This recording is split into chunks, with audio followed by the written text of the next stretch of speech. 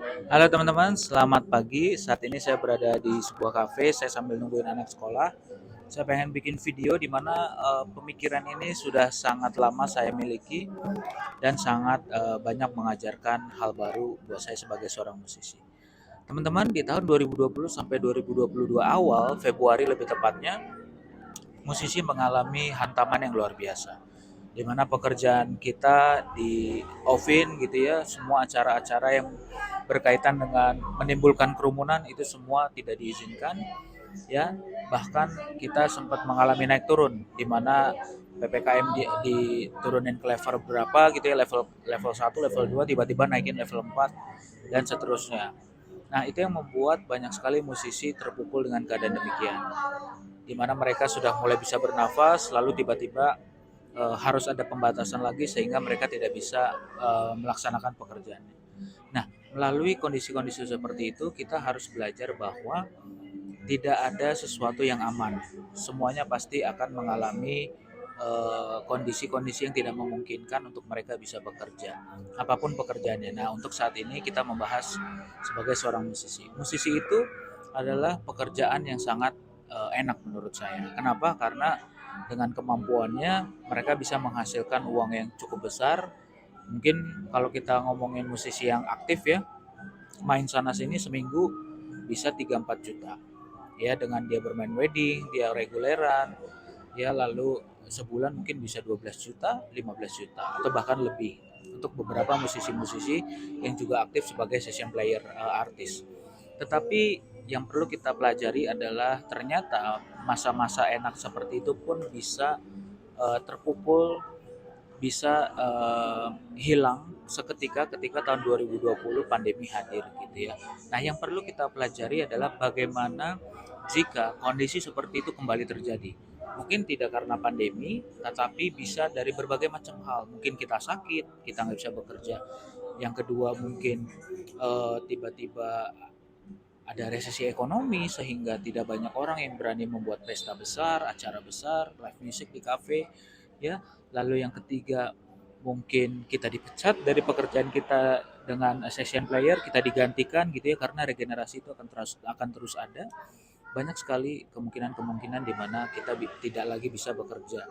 Nah, yang perlu aku pengen share ke teman-teman musisi adalah baik itu teman-teman yang baru mau mulai karir sebagai musisi maupun yang sudah berjalan. Yang pertama adalah siapkan pemasukan tambahan.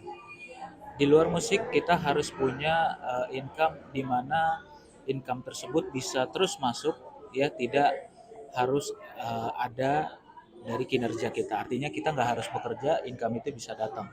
Misalnya kita bisa jualan, kita bayar karyawan sehingga karyawan itu yang jalanin usaha kita. Lalu yang kedua kita bisa misalnya sambil ngantor. Oke, teman-teman bisa sambil ngantor di mana di hari kerja teman-teman ngantor, di luar jam kerja teman-teman bisa main musik. Menurut saya itu tidak ada yang salah selama teman-teman bisa mengatur waktu istirahat dengan baik, itu bisa masih produktif untuk pemasukan teman-teman. Lalu yang berikutnya teman-teman bisa ikut menjalani bisnis multi level marketing misalnya atau direct selling. Karena direct selling itu teman-teman nggak harus punya modal besar, modalnya kecil dan bisa dijalani kapan aja, di mana saja, tidak terikat waktu gitu ya. Karena teman-teman juga main musik, sehingga bisnis direct selling ini sangat membantu teman-teman untuk tidak terikat waktu ya. Nah, dengan demikian teman-teman memiliki income yang lebih besar lagi ketimbang hanya main musik. Nah, ketika income besar itu datang, teman-teman bisa alokasikan untuk membuka bisnis baru, mungkin membuka usaha baru, atau justru teman-teman bisa investasikan untuk masa depan. Kalau saya justru dulu bermain musik, uangnya sering banget dipakai hanya untuk kebutuhan saat itu. Jadi tabungannya pun tidak besar, investasi tidak punya gitu ya. Ternyata itu penting untuk di masa yang akan datang. Nah, teman-teman, selain itu, selain kita harus memiliki pemasukan sampingan, itu yang pertama. Lalu yang kedua, skill up. Teman-teman harus meningkatkan skill teman-teman dalam bermain musik. Baik itu dalam skill memainkan instrumen maupun skill knowledge.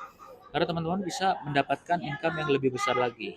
Yang pertama bisa mengajar, bisa membuat produksi musik, bisa mixing, bisa mastering, dan teman-teman bisa dipercaya menjadi seorang arranger, menjadi music director, itu uangnya akan lebih besar daripada hanya main, ya. Jadi ada dua hal yang teman-teman bisa lakukan.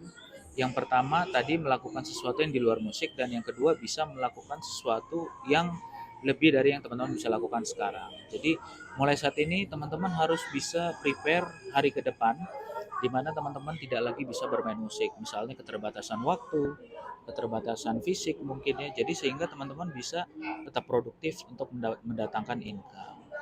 Gitu aja teman-teman, semoga insight ini membantu untuk teman-teman yang baru mau masuk ke dunia profesional musik maupun yang sudah berjalan, supaya kita bisa mengantisipasi hal-hal yang terjadi di luar ekspektasi kita.